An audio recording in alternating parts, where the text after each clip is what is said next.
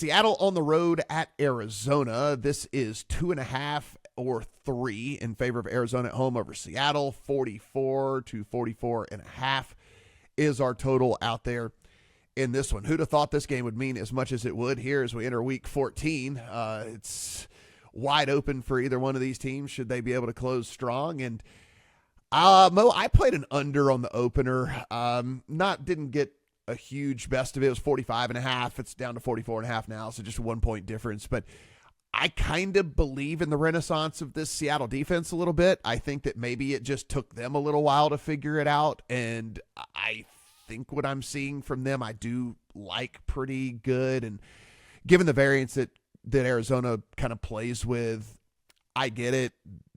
If Kyler's on and things are working, then yeah, I could get blown out of the water here. This game could play into the 30s, but there's enough downside for the way Kyler plays too against good defenses for me to be okay with the under. So I did play a little bit of under here.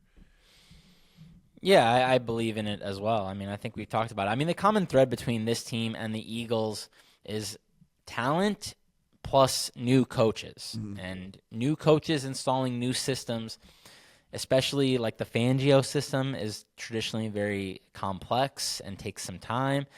And then you have a guy, McDonald, who had very complex schemes last year with the Ravens. So I think it makes a lot of sense that these teams are working their way into shape as the year goes on. Now, on the other hand, there is a large injury concern here for the Seahawks. Leonard Williams has not practiced last I saw. That guy has been playing out of his mind. So I don't know what has gotten into him this year, if he is more motivated or if he is a really good fit for the scheme or if something else is going on, but he has been a monster for them. So that's a concern. I'm considering a play on the Seahawks money line. There is a juicy 3 still out there at DK.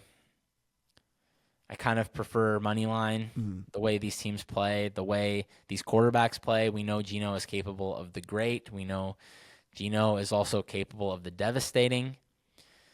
But, yeah, I mean, since the bye, this Seahawks defense first in EPA allowed, 4th in success rate, and they have not played a cakewalk schedule. You know, they played a somewhat healthy Niners team.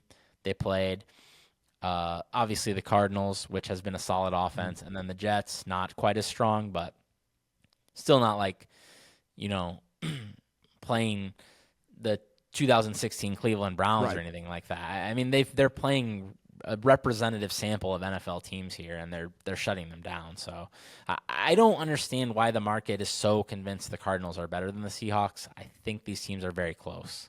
Yeah, and you know, the other thing that got me towards an under as well is like there's this weirdly the Cardinals will get into ruts where it seems to me they just run the ball way too friggin' much, and like I think that they might look and think that that's the way to go about attacking Seattle in this one, specifically if Williams can't play and all that and everything. So there were multiple different factors here, and like any team that can get some pressure, which you know there's inside the top 12 in pressure rate is Seattle. Kyler, did you notice this? Like, and he did it again last week. Like, so Kyler runs backwards. Like, that's like his go-to to avoid pressure, right? And then sometimes, yeah, he scrambles around and ends up turning it into like a 20-yard scramble or whatever. But then other times, he does what he did last week where he hoved up the worst interception you've ever seen, like, in your life or something. And so, you know, I think Kyler's like good for a couple bad plays a game too. And so, I don't know. I'm with you. I like this. If I was playing a side, it would be the Seattle side for sure. And like I said, I think that there's enough there for me to play the under.